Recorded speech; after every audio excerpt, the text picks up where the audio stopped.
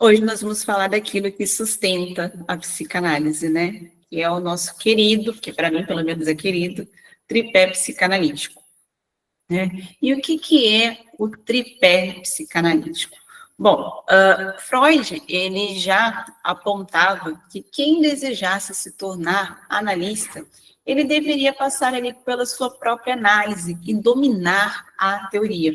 Então, ele defendia que o analista não poderia trabalhar apenas com um conhecimento intelectual. Isso, além de ser muito vago, né, não traria o que ele realmente acreditava ser necessário, que era o verdadeiro conhecimento. O conhecimento, na visão de Freud, não vinha só de leituras, só de estudos, vinha também daquilo que a gente vivenciava dentro de uma clínica, vinha também daquilo que a gente sentia e trabalhava.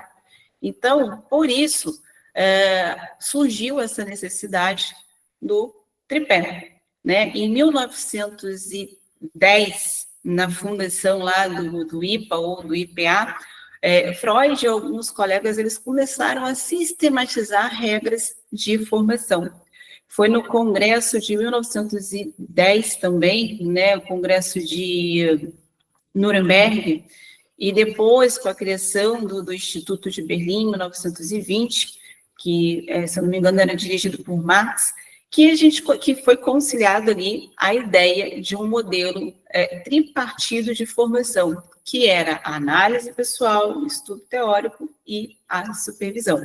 Então, a gente pode dizer que Freud lançou as bases, né? Mas foi em Berlim que foi estruturado formalmente o nosso tripé psicanalítico, tornando um modelo mundial de formação até hoje. E esse tripé, ele não apenas é utilizado durante a nossa formação, como em toda a nossa carreira dentro da psicanálise. Né? Eu costumo falar para os meus alunos, para as pessoas que perguntam para mim, que o tripé é para a vida. Né? A gente nunca para de estudar, a gente nunca para de passar pela análise, a gente nunca para de passar pela supervisão. Hoje, eu trabalho como supervisora também, mas eu tenho meu supervisor. Aí eu brinco, é a pirâmide psicanalítica, né? Tem o supervisor, o supervisor do supervisor, o supervisor do supervisor, porque não param, né? Essa é a realidade, não tem como parar.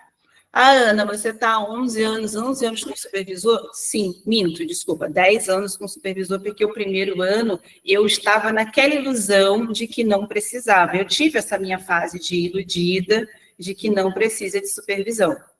Até eu sentir algumas dores das análises ali e vinha aquele tum, né, aquele estalo, nossa, não, eu realmente preciso de uma supervisão. Eu preciso daquela pessoa que vai me orientar, aquela pessoa que vai me auxiliar, que vai me ajudar, que vai me dar uma orientação em alguns casos mais difíceis, aquela pessoa com quem eu vou poder discutir algumas situações. E aí, então, eu passo pela supervisão não há 11, mas há 10 anos, né? E falando desse tripé, né? A gente sabe que quando a gente passa pela análise, pela supervisão, nós temos aí a questão da transferência, né? E essa transferência, ela pode ocorrer com o supervisor, né? A transferência, ela não ocorre só entre analista e terapeuta, não. Ela pode ocorrer ali entre o terapeuta e o seu supervisor. E isso é mais normal do que se imagina. Tá? Isso por quê? Porque existem dores que vão ressoar um no outro, né? Vai ressoar no psicanalista, no supervisor e vice-versa. E como que a gente vai trabalhar isso? Como que funciona essa transferência com o supervisor, com a supervisora, né? Como que isso pode acontecer? Bom, o supervisionando, ele projeta no supervisor sentimentos, expectativas, idealizações, ou até mesmo resistências, que têm ali raízes inconscientes e podem se assemelhar ali às vividas da própria análise pessoal. Existem algumas formas muito comuns de transferência. assim como ocorre ali na análise clínica, né? Da mesma forma ocorre dali com a supervisão, que seria, por exemplo, a idealização, né, onde o supervisor ele é visto como um modelo perfeito, quase impecável, infalível, né? E o risco disso é o supervisionando perder a sua autonomia e repetir de forma muito mecânica, automática, a tudo aquilo que o supervisor sugere. Outra forma comum de transferência é a resistência, onde o supervisionando ele rejeita ou questiona tudo que o supervisor diz. Isso pode estar ligado à dificuldade de aceitar críticas ou de entrar em contato com as suas próprias falhas. E aí cabe não somente uma supervisão, mas também uma análise de entender o porquê daquilo tudo, né? Aonde está enraizado aquilo tudo. A dependência é um outro fator, né, muito comum, onde o supervisionando sente que não pode pensar ou decidir nada sem consultar e ter a validação do seu supervisor. E o problema nisso é o enfraquecimento da capacidade de elaborar suas próprias interpretações clínicas. Ou seja, todo e qualquer atendimento que eu fizer, vou correr para o meu supervisor, porque eu não me sinto mais capaz, eu estou totalmente dependente ali do meu supervisor. E a transferência parental também é muito comum. O supervisor, ele é vivido como uma figura materna ou paterna de acolhimento ou autoridade. E isso pode gerar tanto segurança quanto submissão excessiva ou rebeldia. Tá? E reconhecer a transferência na supervisão é muito importante. Por quê? Bom, para o supervisionando, ele consegue perceber suas projeções e isso vai ajudar ele a amadurecer, construir autonomia, fortalecer a sua escuta.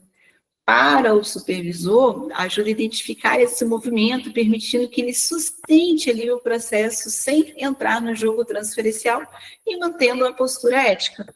E a formação também tem a sua importância, porque o manejo da transferência na supervisão, ele se torna uma espécie de treino indireto para lidar com a própria transferência dos pacientes em análise, tá? E o que a supervisão ensina sobre transferência? Né? Ensina que a transferência não é um obstáculo, né? Por quê? Porque, na verdade, a transferência é uma parte construtiva de qualquer relação analítica. Mostra que o analista também está implicado, seus afetos, suas resistências e a sua forma de se posicionar ali. Isso mostra que é importante, né? Isso importa. E ajuda a construir a neutralidade e a capacidade reflexiva do futuro analista. Ou seja, a transferência na relação com o supervisor é um reflexo daquilo que o analista viverá com os seus pacientes. E reconhecê-la, analisá-la, elaborá-la é um exercício valioso para conseguir consolidar ali a maturidade, a autonomia e, principalmente, a ética analista, tá? Eu tenho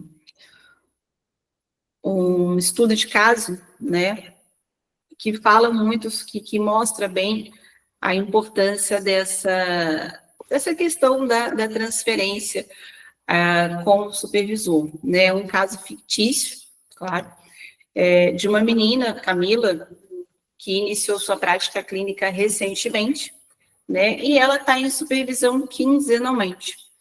E desde o começo, ela desenvolveu uma forte admiração pelo supervisor, e ela começou a vê-lo como um modelo ideal de analista. Sempre que levava um caso, ela ficava ansiosa para poder ver a opinião dele, né? Ela ficava naquela expectativa de que ele falasse, era praticamente lei. Muitas vezes ela ajustava as suas interpretações e intervenções clínicas, não pela análise do processo em si, mas para poder agradar e ser reconhecida ali pelo supervisor. E o que aconteceu? Com o tempo, a Camila ela começa ali a se sentir frustrada. Ela começa a perceber que ela não consegue sustentar com firmeza suas próprias percepções clínicas. Ela começa a duvidar das suas capacidades, porque quando o supervisor discordava, ela se sentia diminuída e incapaz. como se ela não tivesse nascido ali para ser analista, para ser uma terapeuta, para ser uma psicanalista, tá? E aí, a Camila, nesse caso, ela começou a entender, né, dentro dela, que ela deveria desistir. E na supervisão, ao relatar um caso de uma paciente que despertava nela sentimentos de insegurança, o supervisor percebeu que Camila falava com o mesmo tom ansioso e submisso que ela tinha com ele, né? E aí isso trouxe uma reflexão, né? E ele perguntou para ela durante a sua supervisão: você percebe, né, como também reflete na sua relação com os seus pacientes, o que você trabalha aqui comigo, né, o que você projeta sobre mim, o que você tem, o que você sente em relação a mim? Isso fez com que Camila começasse a se questionar e identificar que ela estava vivendo uma transferência do tipo parental com o supervisor, onde ela colocou ele no pedestal em um determinado momento, né, e depois ela foi começando a se sentir minada pela própria projeção. Então, a transferência dentro da supervisão é uma situação em que a gente pode acabar se sabotando, né? Se auto-sabotando, se prejudicando, se colocando diminuída, se colocando para baixo. Por quê? Porque a gente está trabalhando na ideia de que o supervisor, ou ele é uma pessoa inalcançável, ou ele é uma pessoa que não deveria estar naquela posição, ou ele é uma pessoa que é muito confusa. Enfim, a gente vai projetando, né? Lá no com o nosso supervisor, inúmeras personas, vamos assim dizer, né? Que na verdade podem ser personas que podem ser nossas escondidas, não acolhidas, não elaboradas, não desenvolvidas, tá? Bom, entendendo a transferência dentro da supervisão, a gente pode começar a entender melhor o tripé. Vamos falar da principal parte do tripé, né, para muitas escolas, não estou dizendo que é para mim, que é a parte teórica, né, são os estudos teóricos. Muitas pessoas, quando vêm fazer curso comigo, por exemplo, elas já vêm naquela assim, quanto tempo de curso? Eu preciso estudar quantas horas por dia? São quantos dias? Com quanto tempo eu posso pegar o certificado? Né? E eu sempre respondo, olha, independente do tempo de duração do curso, os estudos são para a vida toda. Porque a gente tem o tripé psicanalítico, o tripé não é só para a formação, né? E a gente tem aí sempre, por mais que as pessoas pensem, né, que a psicanálise é aquela pessoa com a cara fechada, do lado, um pouquinho atrás do divã, só anotando, não é isso. A psicanálise é muito além disso. E a gente sabe que a saúde mental, ela está cada vez mais, vamos botar assim, numa coisa mais simples de dizer, ela está cada vez mais complicada. Essa é a verdade. Por quê? Porque cada vez mais a gente vê diagnósticos tardios, cada vez mais a gente vê pessoas mais resistentes aos seus diagnósticos, às suas questões, elas são muito resistentes aos seus traumas. Tem muito, hoje em dia a gente escuta assim, mas na minha época, né, quem nunca escutou isso? Na minha época não tinha isso, na minha época não era assim, na minha época era só seguir em frente, e etc e tal. E se a gente não mantém os estudos, a gente fica para trás.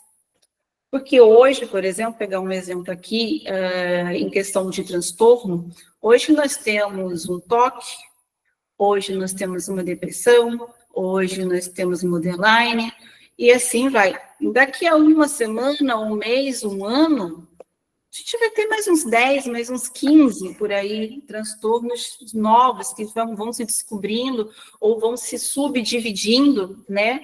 Como a gente tem aí a ansiedade, por exemplo, que é subdividida, as fobias também são subdivididas. Então, se a gente não mantém os estudos, como que a gente acompanha isso? Se a gente não mantém os estudos, quem seria o Winnicott? né? A gente teria parado lá em Freud.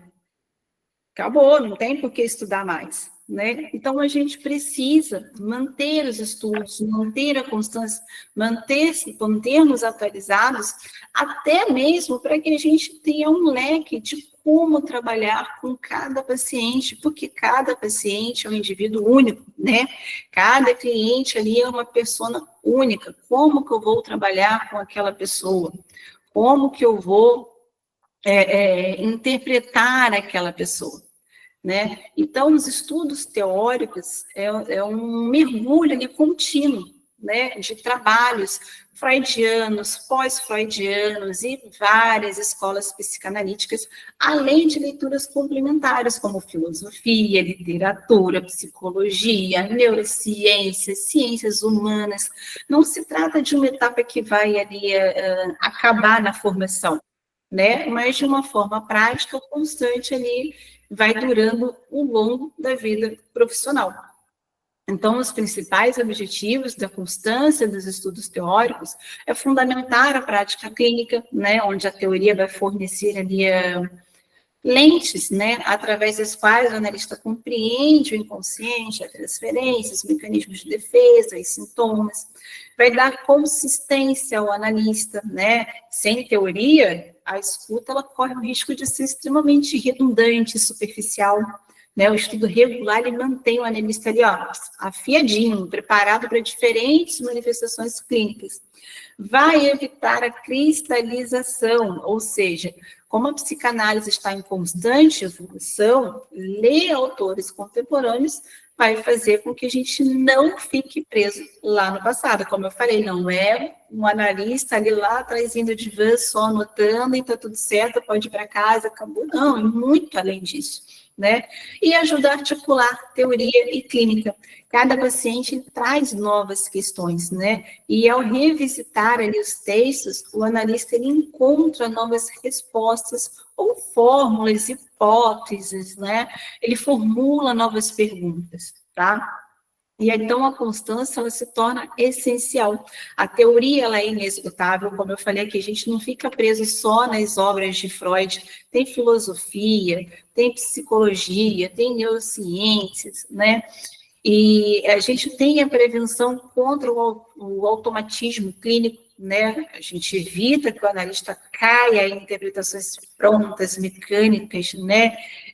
Bem IA, né? Que infelizmente acontece em algumas vezes.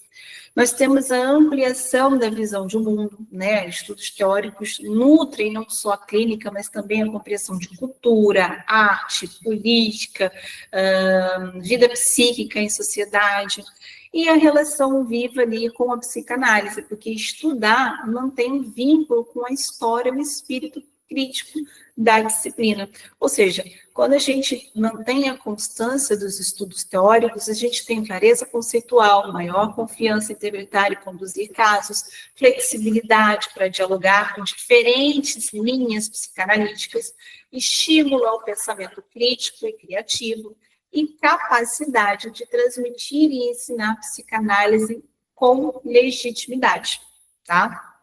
Então, se a gente fosse pegar, por exemplo, um estudo dirigido, um caso dirigido, eu poderia trazer para vocês o caso de Helena, de 35 anos, que iniciou ali a sua prática clínica há pouco mais de um ano, né? Ela sempre teve facilidade de escuta, sensibilidade para acolher os pacientes, porém, com a rotina cheia, muito trabalho, né? Muita tarefa também dentro de casa, na clínica, ela foi deixando os estudos teóricos de lado. De vez em quando ela lia uma coisinha aqui, mas ela acreditava que a experiência clínica seria suficiente. Um dos seus pacientes trouxe para a sessão relatos de sonhos recorrentes envolvendo perseguição, além de lapsos de memória e falas contraditórias. A Helena, ela não tinha aprofundamento nos textos freudianos sobre sonhos e mecanismos de defesa e interpretou de forma superficial os conteúdos, alegando, por exemplo, que ele deveria ter medo de alguma coisa, por isso que estava sonhando com perseguição. Então, ela se restringiu apenas a uma escuta acolhedora.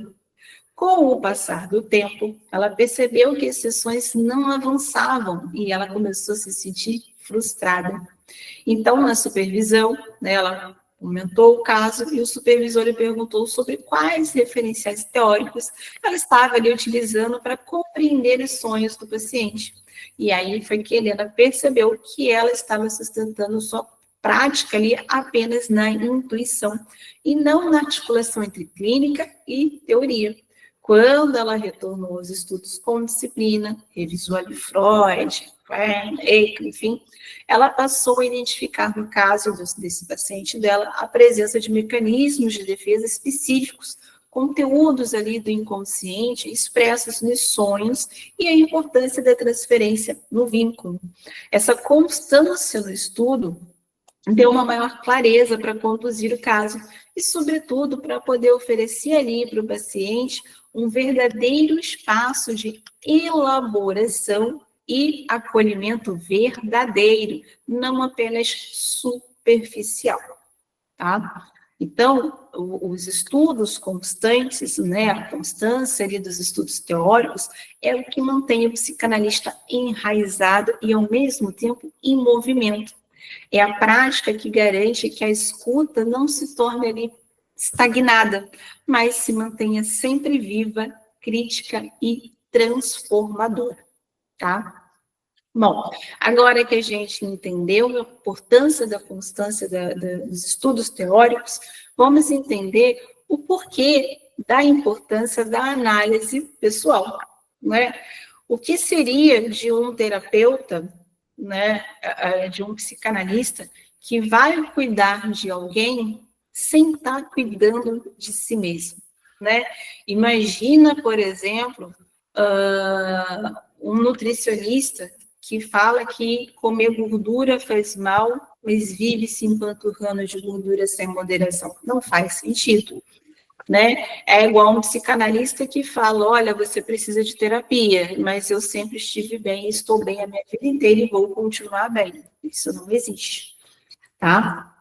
Então, a análise pessoal é o processo em que o futuro psicanalista ou psicanalista atuante se submete à própria análise como um psicanalista mais experiente, né? E isso ocorre antes, durante e após a sua formação.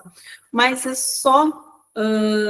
mas não é só ali uma exigência técnica, tá? É uma experiência também, porque o analista que está passando também por uma análise, ele aprende muito.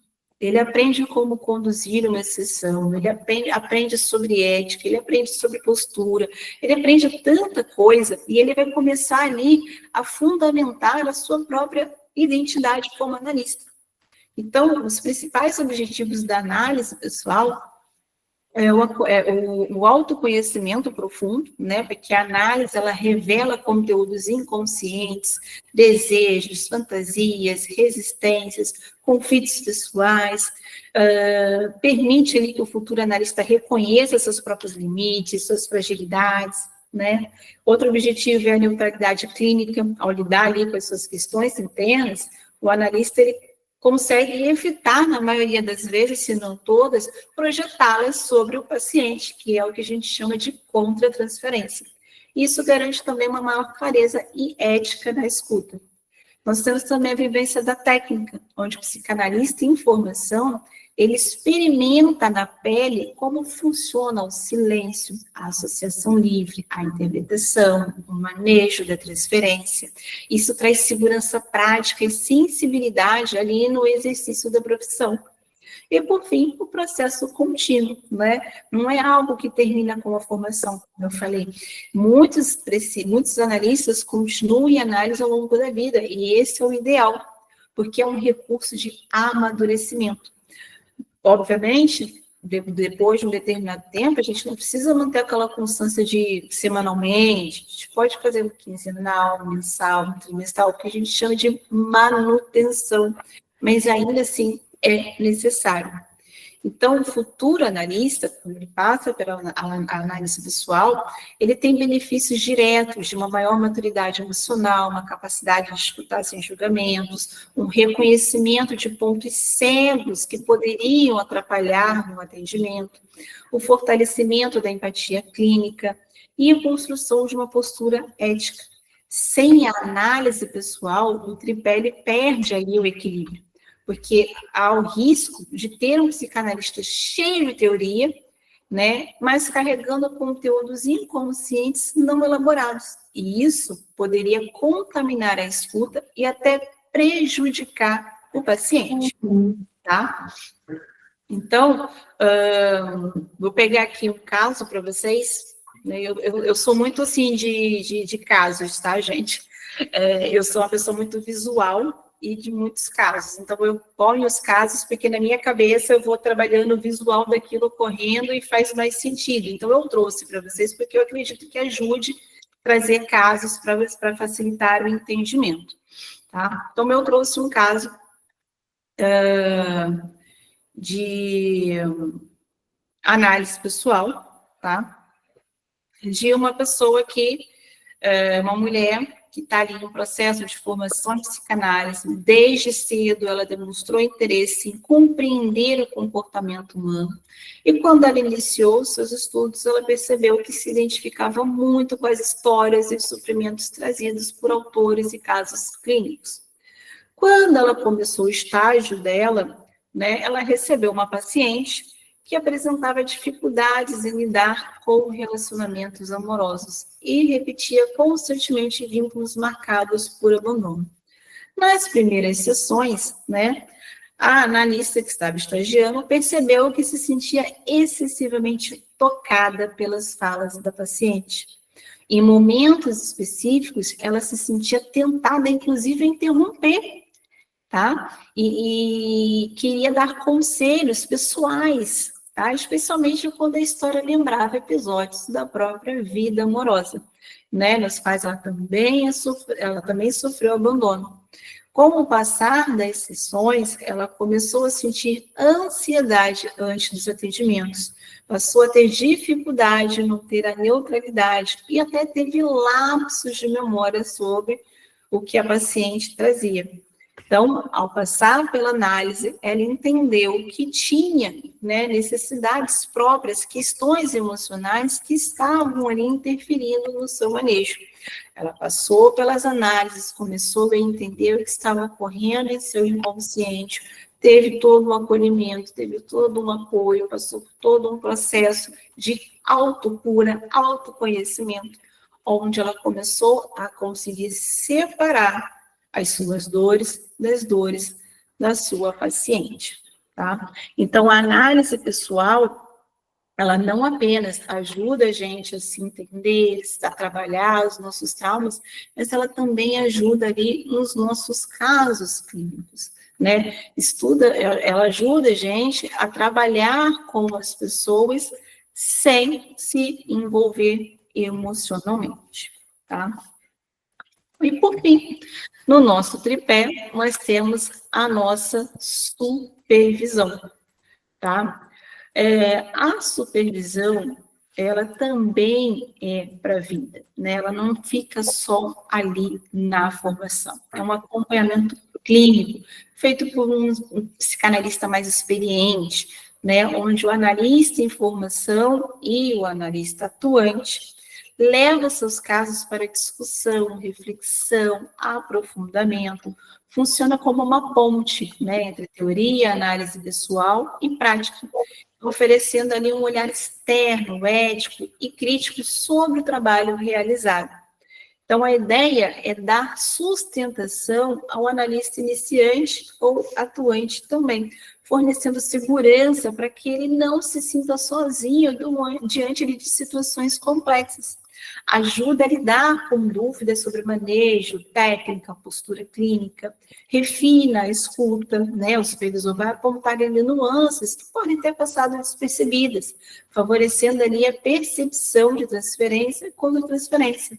Previne armadilhas, né? Evita que o analista projete seus próprios conteúdos nos pacientes, assim como análise pessoal, garante que a condução não se desvie para conselhos, julgamentos ou interpretações precipitadas. Eu vi um vídeo de uma análise em que eu fiquei, gente, como assim? Eu gosto muito de falar, tá?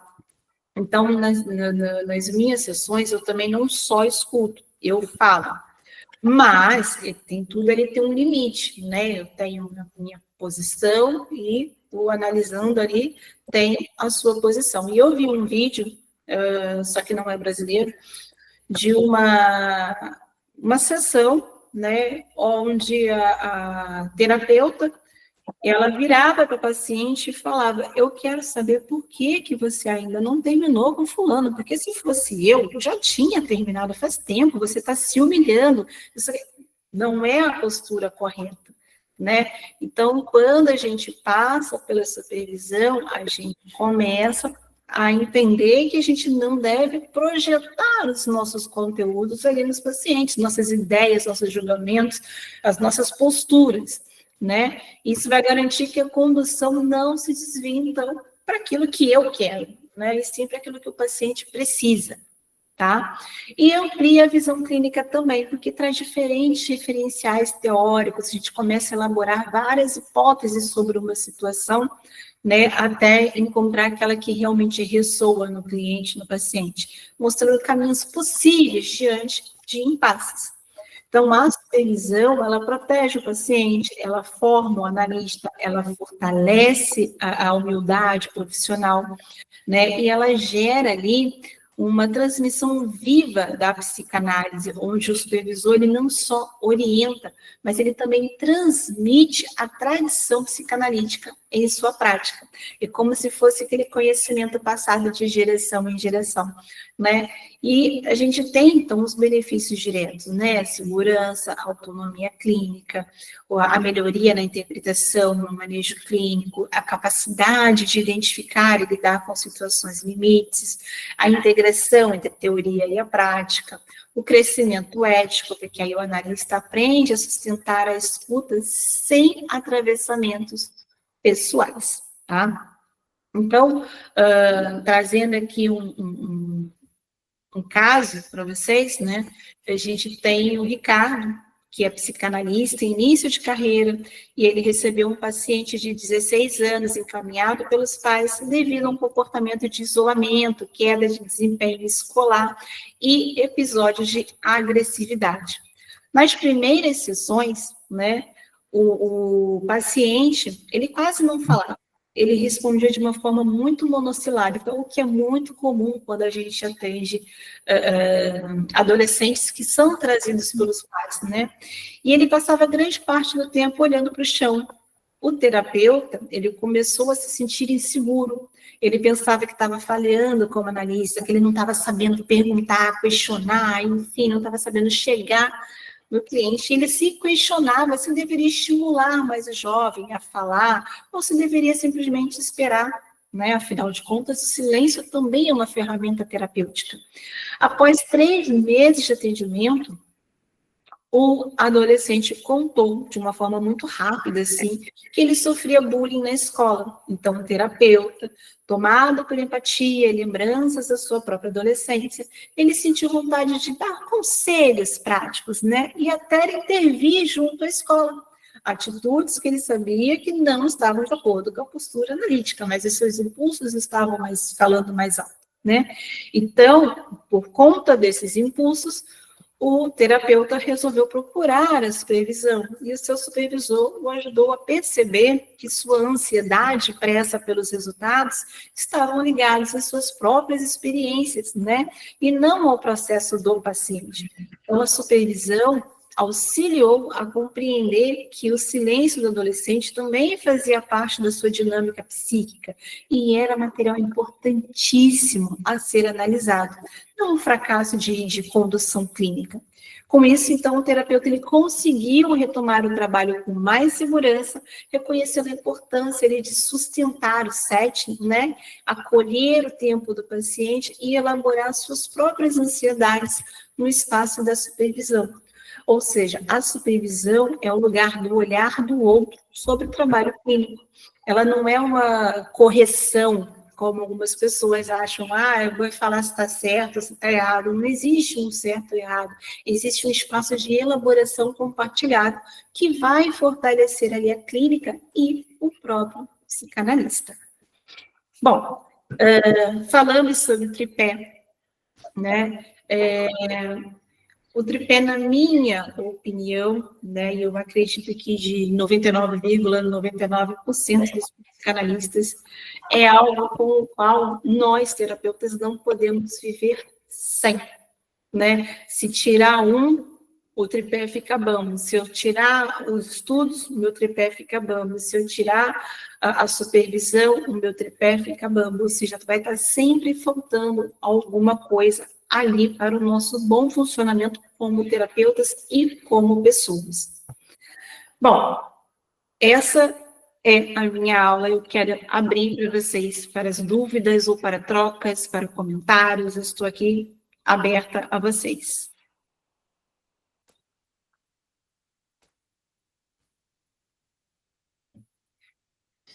Obrigado, Ana, pela sua aula, tá?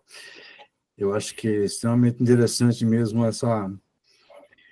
essa colocação, e eu acho que vai ser assim o curso todo, porque esse tripé sempre tem que ser enfatizado mesmo, tem que ser enfatizado, reforçado, né? Porque sem ele a gente não caminha na terapia, né? Nos nossos atendimentos, enfim. É extremamente importante. Eu gostei muito da sua fala, tá? Parabéns. E é isso aí. É aquilo que eu falei, né? Eu sou meio suspeita, porque, como eu falei, eu estou há 11 anos como terapeuta, mas no primeiro ano não estava passando por supervisão. Até porque eu fiz 2 formações em psicanálise. A primeira não foi muito boa, e eu não tive orientações, inclusive sobre precisar de supervisão constante e tudo mais. E quando eu comecei a pegar casos complicados, eu pensei em desistir, porque eu pensei, gente, não é para mim. Eu não estou sabendo lidar com determinados casos, então eu automaticamente deduzi que não era para mim. Né? Não era uma profissão para mim. Na minha cabeça foi isso que aconteceu. Né? Até que eu achei uma outra formação, eu estudei, etc. E aí eu tive uma orientação dentro daquela formação. Poxa, você fez uma formação e está fazendo outra, né? Teve aquele questionamento, está fazendo outra, por quê? Eu falei, porque eu quero ter certeza se é para mim ou não isso aqui, porque eu sempre achei que era para mim. E aí, de repente, eu começo a achar que não é, né? E aí, a minha orientadora na época, a professora na época, ela falou, mas você fez a supervisão? Eu falei, para quê? Ela não te falaram que tem que fazer a supervisão? Falaram que existe a supervisão, mas nunca falaram que era obrigatório, então eu deixei, né? Passou batido. Deixei, não preciso, vou, né? Estudei, tá bom, né? E aí mudou muito o meu olhar clínico quando eu passei pela supervisão, muito, mas muito mesmo. Eu entendi que eu não precisava ficar de cara fechada, porque na formação que eu tive, a gente tinha que ser 100% sério, com o caderninho na mão, e não sei o que. Eu tive essa formação, né? E depois eu entendi que eu não precisava ser assim, porque isso também me incomodava, porque vocês devem ter percebido que eu fico gesticulando, eu gosto de falar, eu trabalho assim. Essa questão por exemplo, freudiana, né? Do divã, por exemplo, né? Quando o paciente seu vai para o divã, essa colocação dele ficar atrás do divã, né? O paciente fica deitado ali, tranquilo, e você fica atrás anotando. O que você acha disso? Se você se propuser a ficar de frente do paciente, na frente, ele está deitado, eu estou na frente, olhando para ele. Qual que é a diferença de você ficar atrás e você ficar de frente? Tá. Para mim, tá, José? Para mim, tem uma certa diferença, por quê? Porque eu trabalho com análise de gestos, de feições, né? Então, eu trabalho com isso. Eu vejo se a pessoa tem toque, se a pessoa tem, né, se a pessoa tem tique. Eu vou dar um exemplo. Eu tenho um aluno que eu também atendo, que quando a gente começou a trabalhar, toda vez que ele falava na esposa, ele fazia assim com a boca. Era só falar da esposa. Se eu tivesse de trás, eu não ia perceber. Entendi. Você concorda comigo que eu não ia Concordo. perceber?